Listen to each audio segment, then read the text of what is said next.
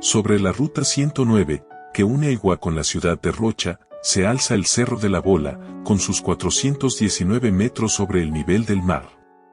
La zona está marcada por varias rocas graníticas de formas redondeadas, pero el nombre del cerro proviene de una en particular, una gran piedra solitaria que corona la cima y domina el paisaje.